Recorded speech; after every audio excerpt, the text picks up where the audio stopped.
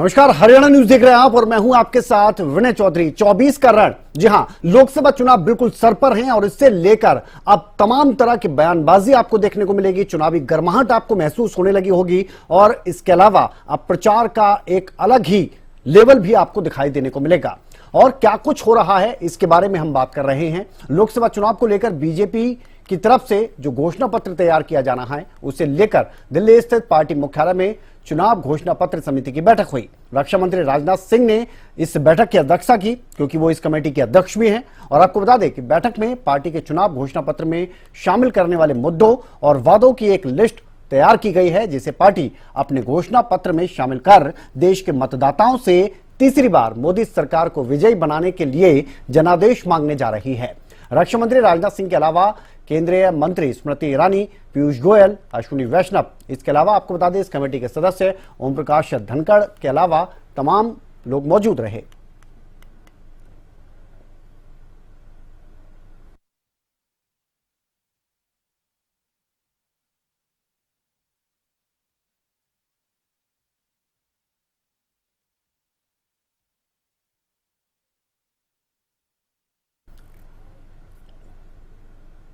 तो आगामी लोकसभा चुनाव के लिए सभी पार्टियां अब चुनावी रण में हैं। चुनाव से पहले एक और जहां सत्ताधारी बीजेपी पार्टी की अगर बात करें तो उनकी तरफ से अब की बार 400 पार का नारा लगाया गया है, तो वहीं विपक्षी पार्टियां भी सत्ता पर काबिज होने के लिए एड़ी चोटी का जोर लगा रही हैं। इसी कड़ी में विपक्ष पर निशाना साधते हुए पीएम मोदी ने कहा कि आज बड़े बड़े भ्रष्टाचारी सलाखों के पीछे हैं। तो वहीं दिल्ली के मुख्यमंत्री अरविंद केजरीवाल ने कोर्ट में पेशी के दौरान उनको ले जाते हुए यह कहा कि पीएम मोदी जो कर रहे हैं वो देश के लिए कतई ठीक नहीं है।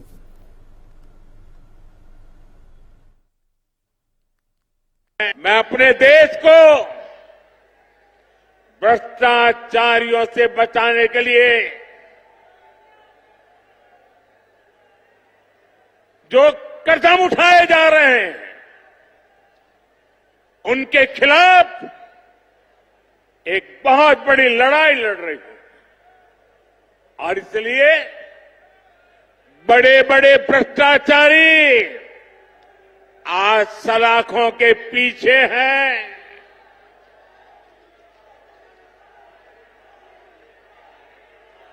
सुप्रीम कोर्ट तक जमानत नहीं मिल रही है।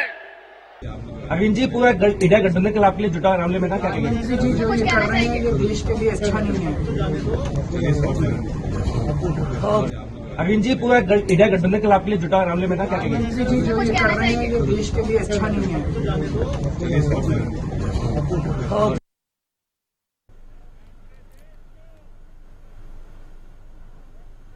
तो दिल्ली शराब घोटाला मामले में दिल्ली के मुख्यमंत्री अरविंद केजरीवाल की मुश्किलें बहुत ज्यादा बढ़ गई हैं।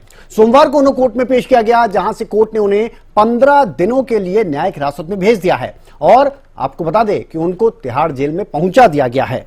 तो यहां से मुश्किलें उनकी बढ़ गई हैं। ये आज किस तरह से पूरा घटनाक्रम अरविंद केजरीवाल को लेकर रहा है ये तस्वीरों के जरिए हम आपको समझा रहे हैं। पहले उनको कोर्ट में लाया जाता है पेशी के लिए और कोर्ट में ये फैसला सुनाया जाता है कि 15 दिन की न्यायिक हिरासत में ये रहेंगे। उसके बाद कोर्ट से उनको कड़ी सुरक्षा के बीच निकाला जाता है और फिर ये आखिरी तस्वीर जब तिहाड़ जेल में अरविंद केजरीवाल को पहुंचा दिया गया। तो इस तरह से आज पूरा दिन का घटनाक्रम रहा है जब अरविंद केजरीवाल की मुश्किलें इस मामले को लेकर और ज्यादा बढ़ गई।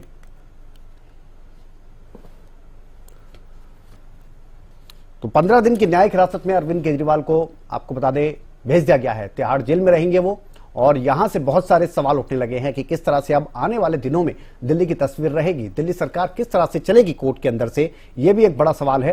हालांकि अरविंद केजरीवाल की अगर बात की जाए तो अरविंद केजरीवाल ने आज जब उनको कोर्ट में पेशी के लिए लाया गया था तो उस समय जब उनसे सवाल पूछा गया तो उन्होंने सीधे प्रधानमंत्री नरेंद्र मोदी पर निशाना साधा। उन्होंने कहा कि देश के पीएम जो कर रहे हैं वो ठीक नहीं है, इस देश के लिए ठीक नहीं है, लोकतंत्र के लिए ठीक नहीं है।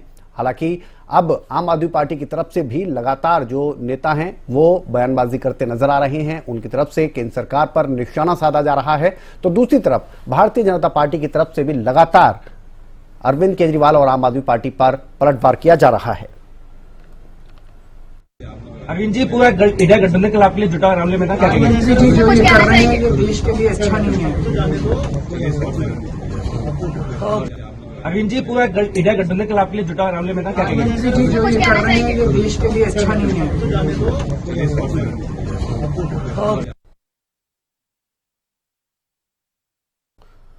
तो आज की अगर बात की जाए तो कोर्ट में क्या कुछ हुआ ये आपको दिखा देते हैं। दोनों तरफ से तर्क किस तरह से दिए गए।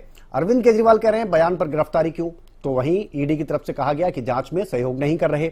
अरविंद केजरीवाल कह रहे हैं कि मेरे खिलाफ कोई भी आरोप नहीं सिद्ध हुआ है, तो दूसरी तरफ ईडी कह रहा है कि जांच को गुमराह ये कर रहे हैं। अरविंद केजरीवाल ने इससे पहले भी कहा और एक बार फिर कहा है कि किसी भी कोर्ट ने दोषी नहीं कहा। तो ईडी की तरफ से कहा गया कि हर सवाल पर अरविंद केजरीवाल की तरफ से यह कह दिया जाता है कि उन्हें कुछ नहीं पता। अरविंद केजरीवाल कहते हैं कि सिर्फ बयानों के आधार पर मेरी गिरफ्तारी हो गई। तो ईडी की तरफ से यह कहा गया कि जब उनसे पूछताछ की जा रही है तो वो गोलमोल जवाब दे रहे हैं। इस तरह से आपको बता दें, जो पिछली बार भी हमने देखा और इस बार भी, पिछली बार अरविंद केजरीवाल कोर्ट में बोले थे तो उन्होंने अपनी बात रखी थी और उधर ईडी की तरफ से कहा गया। ईडी ने क्या कुछ कहा ये विस्तार से आपको बताते हैं। कोर्ट की सुनवाई में पहली बार आतिशी का जिक्र हुआ है, सौरभ भारद्वाज के नाम का जिक्र हुआ है। ये दोनों ही आपको बता दें दिल्ली सरकार में मंत्री हैं, इनके नाम का पहली बार जिक्र हुआ है।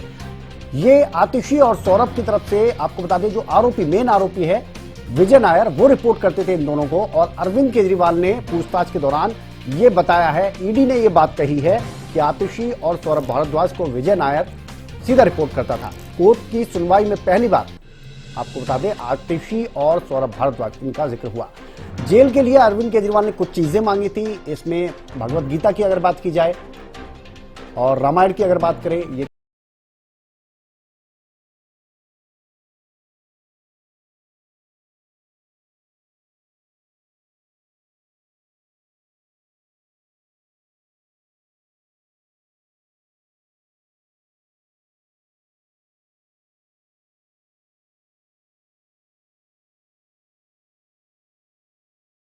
देते हैं जिसकी वजह से अरविंद केजरीवाल और आम आदमी पार्टी के कई नेताओं की मुश्किलें बढ़ी हैं। वो है दिल्ली शराब घोटाला। 17 नवंबर 2021 को नई एक्साइज पॉलिसी का ऐलान किया गया था। नई पॉलिसी में सरकारी नियंत्रण जो था वो बिल्कुल खत्म हो गया था और निजी हाथों में ये शराब की दुकानें चली गई थी और तब से ही यहां से ये जो घोटाले की बू थी वो आने शुरू हो गई थी। जुलाई 2022 में तत्कालीन मुख्य सचिव की तरफ से एक रिपोर्ट दी जाती है, उनकी तरफ से ही ये सवाल उठाए गए थे। शुरुआत में रिपोर्ट में यह कहा गया कि नई आबकारी नीति में गड़बड़ी की गई है, उस गड़बड़ी का जिक्र किया गया था और यह उनकी तरफ से कहा गया कि सरकारी खजाने को 144 करोड़ 36 लाख रुपए का नुकसान हुआ है। यह दावा उनकी तरफ से किया गया।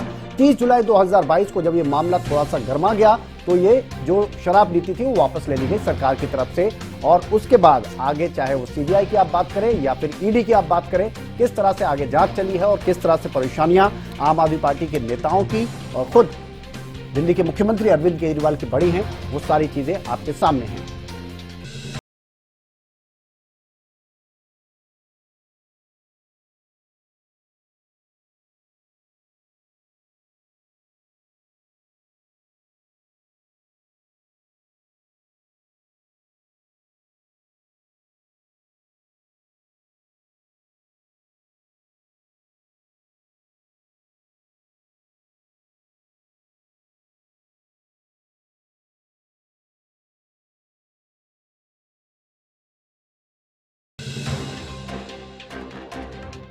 तो ये शराब घोटाला जो था वो क्या है उसके बारे में हम आपको बता रहे हैं और किस तरह से अरविंद केजरीवाल को तिहाड़ तक पहुंचा दिया। इस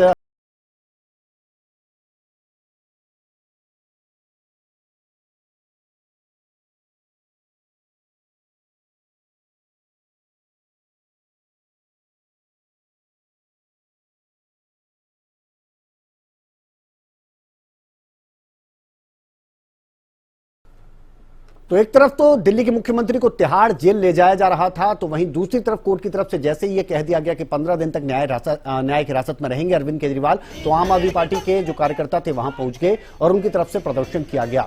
पार्टी की अगर बात की जाए तो आम आदमी पार्टी के जो मुखिया कहें और साथ ही दिल्ली के मुख्यमंत्री अरविंद केजरीवाल, उनके लिए अब ये परेशानी बढ़ती जा रही है। वो तस्वीरें हैं जब अरविंद केजरीवाल को वहां पर ले जाया जा रहा था और वहां पर आम आदमी पार्टी के जो कार्यकर्ता थे वो भारी संख्या में वहां पर पहुंच गए, उनकी तरफ से प्रदर्शन किया गया जमकर वहां पर।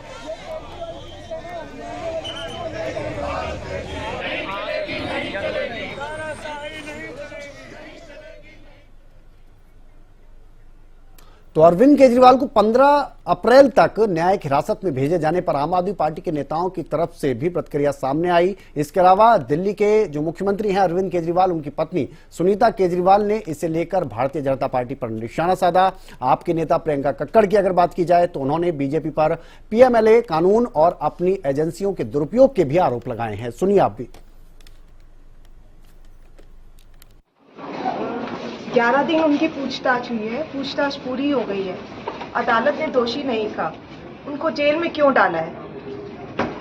मैम, क्या आने वाले कितने दिनों के बाद आप लोग अब जेसी में भेज दिया गया है सीएम साहब को, तो कब बेल मूव करने की आप लोग तैयारी कर रहे हैं? इन लोगों का एक ही मकसद है, इनको चुनाव में उनको जेल में डालना है। देश की जनता इस तानाशाही का जवाब देगी।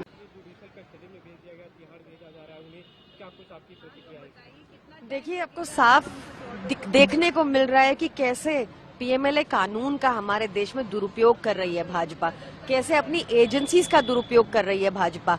अभी शरत रेड्डी से 60 करोड़ लिया, जो उसके अरेस्ट के बाद, उसके बाद वो सरकारी गवाह बना, उसके बाद बेल होती है, उसके बयान के आधार पर मुख्यमंत्री जी की गिरफ्तारी हुई है। ऐसे बयान पर किसी पॉकेट मार की गिरफ्तारी ना हो जिस बयान पर एक सिटिंग मुख्यमंत्री की गिरफ्तारी हुई है। कोर्ट की तरफ से ऐसा किया गया है, तो कोर्ट का ऑर्डर है कि उनको जुडिशियल कस्टडी में भेजा जाए। क्या करेंगे? पीएमएलए कानून में ही ये प्रावधान है। जब तक ईडी नहीं कहेगी, जब तक ईडी की इन्वेस्टिगेशन पूरी नहीं हो जाएगी, जो 2 साल से हमारे खिलाफ एक चवन्नी की रिकवरी नहीं कर पाई इन्फोर्समेंट डायरेक्टोरेट, इतने उन्होंने छापे मार लिए, उसके बाद जब तक ईडी नहीं कहेगी, जैसे शरत रेड्डी के केस में कहा, छगन भुजबल के केस में कहा, अजीत पवार के केस में कहा, राघव रेड्डी के केस में कहा, प्रफुल्ल पटेल के केस में कहा, जब तक ईडी नहीं कहेगी कि केस बंद हो जाए या बेल में आपत्ति नहीं है, तब तक यही सिलसिला चला जाएगा। तभी कहा जाता है प्रोसेस इज द पनिशमेंट। तो एक तरफ आम आदमी पार्टी की तरफ से लगातार बीजेपी पर निशाना साधा जा रहा है, तो वहीं दूसरी तरफ भारतीय जनता पार्टी के नेताओं की तरफ से पलटवार किया जा रहा है। बीजेपी सांसद सुधांशु त्रिवेदी और हरियाणा के पूर्व गृह मंत्री अनिल विज के अलावा तमाम मंत्रियों की अगर बात करें या नेताओं की बात करें, उनके बयान सामने आए हैं। क्या कुछ उन्होंने कहा है, ये भी सुना देते हैं। तथ्यात्मक आधार पर दिल्ली के मुख्यमंत्री श्री अरविंद केजरीवाल जी को 15 दिन की न्यायिक हिरासत में भेजा गया है, परंतु इस तथ्यात्मक आधार से बड़ा संवैधानिक और नैतिक प्रश्न खड़ा हो रहा है, क्योंकि वो हिरासत से सत्ता की सियासत करने वाले मुख्यमंत्री तो रह ही चुके थे और अब अभी तक उन्होंने जुडिशियल कस्टडी के बाद भी कोई उत्तर नहीं दिया है। इससे यह बहुत साफ हो जाता है कि सारा विपक्ष जिन आरोपी को बचाने के लिए प्रयास कर रहा था, न्यायालय की दृष्टि में वो गंभीर आरोप हैं। ये जो केजरीवाल जी ने जेल के अंदर रामायण और गीता की मांग की है, अगर इन्होंने ये पहले पढ़ लिए होते तो ये नौबत ही ना आती। इन्होंने अगर गीता और रामायण को पढ़ा होता तो ये आज नौबत आनी ही नहीं थी। नहीं, वो उनके दिमाग में के किसी न किसी कोने में, जैसे हर जो भगत होता है वो दिमाग में कोई ना कोई अपना आराध्य बनाता है, उसी प्रकार से इनके दिमाग में प्रधानमंत्री इनका आराध्य है। तो जेल के अंदर भी वो प्रधानमंत्री बनने की ख्वाहिश को छोड़ना नहीं चाहते।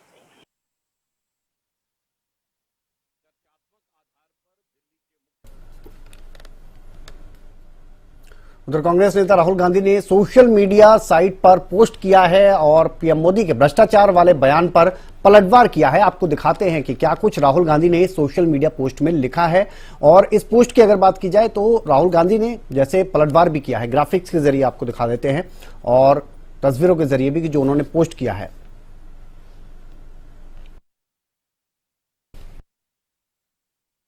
गांधी ने लिखा है कि प्रधानमंत्री कहते हैं कि वो भ्रष्टाचार से लड़ाई लड़ रहे हैं, पर खुद असम से लेकर महाराष्ट्र तक भ्रष्टाचार की फ्रेंचाइजी बांट रहे हैं। उन्होंने जिसे जितना बड़ा भ्रष्टाचारी कहा, उसके लिए भाजपा कार्यालय में उतनी ही बड़ी रेड जो रेड कारपेट है वो बिछाकर उनका स्वागत भी किया।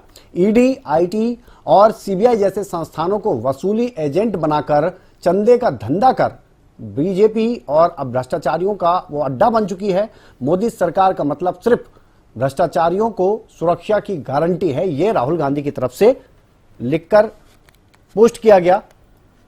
जो आपको बता दें प्रधानमंत्री ने आज पलटवार किया था और लगातार आपको बता दें इसे लेकर अब बयानबाजी देखने को मिल रही है, क्योंकि प्रधानमंत्री नरेंद्र मोदी ने यह कहा था कि जो भ्रष्टाचारी हैं वो अब सलाखों के पीछे हैं, तो अब उस पर ये पोस्ट कर आपको बता दें निशाना साधा गया है, राहुल गांधी की तरफ से पलटवार किया गया है और ये एक लंबा चौड़ा पोस्ट राहुल गांधी की तरफ से किया गया। तो राहुल गांधी ने लिखा है कि प्रधानमंत्री कहते हैं कि वो भ्रष्टाचार से लड़ाई लड़ रहे हैं, पर खुद असम से लेकर महाराष्ट्र तक भ्रष्टाचार की फ्रेंचाइजी बांट रहे हैं। उन्होंने जिसे जितना बड़ा भ्रष्टाचारी कहा, उसके लिए भाजपा कार्यालय में उतनी ही बड़ी रेड कारपेट बिछाकर उसका स्वागत किया गया। ईडी, आईटी और सीबीआई जैसे संस्थानों को वसूली एजेंट बनाकर चंदे का धंधा कर रही भाजपा यानी भारतीय जनता पार्टी अब भ्रष्टाचारियों का अड्डा बन चुकी है। मोदी सरकार का मतलब सिर्फ भ्रष्टाचारियों को सुरक्षा की गारंटी है, यह social media post Rahul Gandhi की तरफ से किया गया।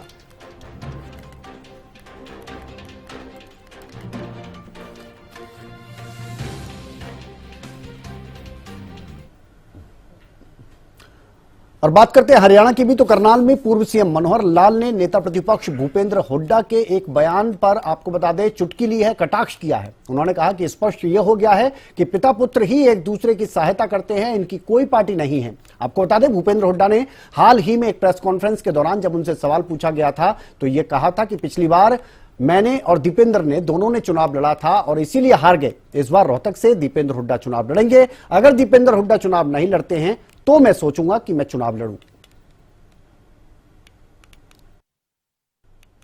रोहतक से दीपेंद्र की वो है, पार्टी फैसला करेगी तो दीपेंद्र चुनाव लड़ेंगे, तो दोनों नहीं लड़ना चाहते।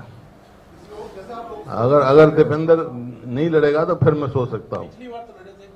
पिछली बार लड़े थे जब भी तो हार गए दोनों। अगर मैं नहीं लड़ता तो रोहतक की सीट नहीं हारते। अभी तो जो हमको जानकारी है कि बहुत से लोग तो इधर उधर बगले झांक रहे हैं कि कौन लड़े कौन ना लड़े, कौन जाए कौन ना जाए, और बहुत ही स्पष्ट एक जो संदेश कांग्रेस के हमारे नेता पिता पुत्र के कारण से आया है कि पिछली बार हम दोनों लड़ गए थे इसलिए दोनों हार गए थे, इस बार एक लड़ेगा, तो उससे तो स्पष्ट ही हो गया कि वो पिता पुत्र ही एक दूसरे की सहायता करते हैं। उनके यहाँ पार्टी नाम की तो कुछ चीज ही नहीं है। वरना अगर पार्टी हो, ये ठीक है, पिता पुत्र यानी परिवारवाद के नाते से हम उसका विरोध जरूर करेंगे, लेकिन अगर पिता पुत्र लड़ भी जाते हैं और पार्टी काम करे और जनता साथ दे तो जीतने में क्या दिक्कत आती है।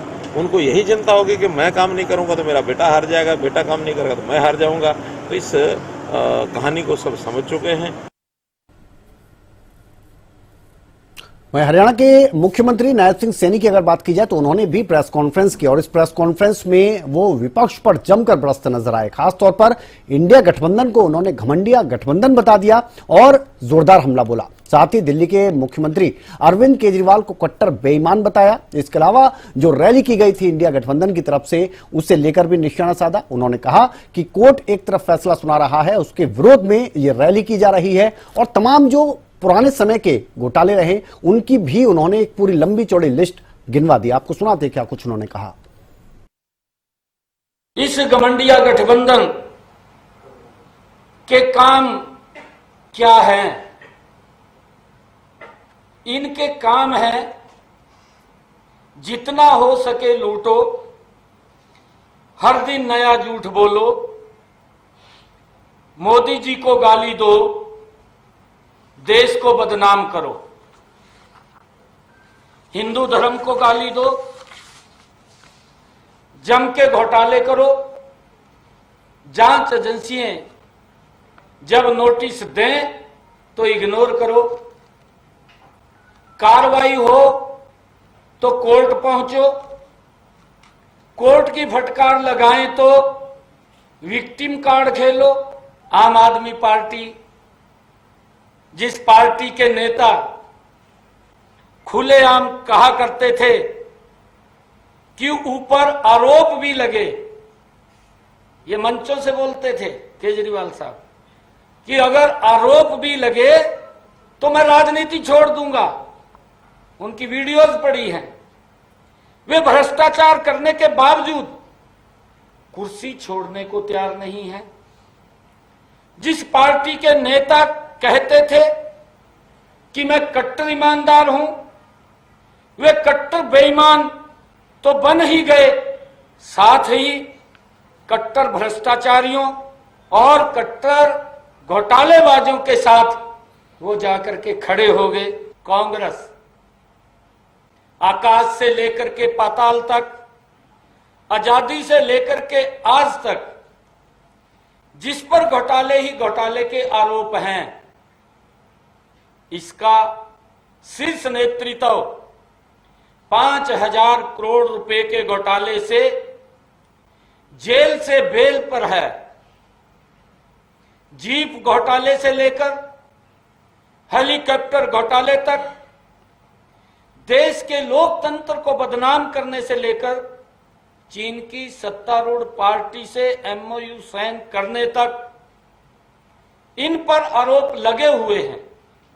नरेंद्र मोदी जी ने जो गरीब व्यक्ति के लिए काम किया है, नरेंद्र मोदी जी ने जो महिलाओं के लिए काम किया है, नरेंद्र मोदी जी ने जो किसान के लिए काम किया है, जो हमारी सरकार ने, नरेंद्र मोदी की सरकार ने युवाओं के लिए काम किया है, गरीब के लिए काम किया, काबिले तारीफ काम है। लोगों का विश्वास बढ़ा है। और आने वाले 25 तारीख को जब 4 तारीख को रिजल्ट आएंगे, हमारी 10 की 10 लोकसभा की सीटें कमल के फूल के ऊपर नरेंद्र मोदी जी के पास भेज करके तीसरी बार प्रधानमंत्री बनाने का काम करेंगे।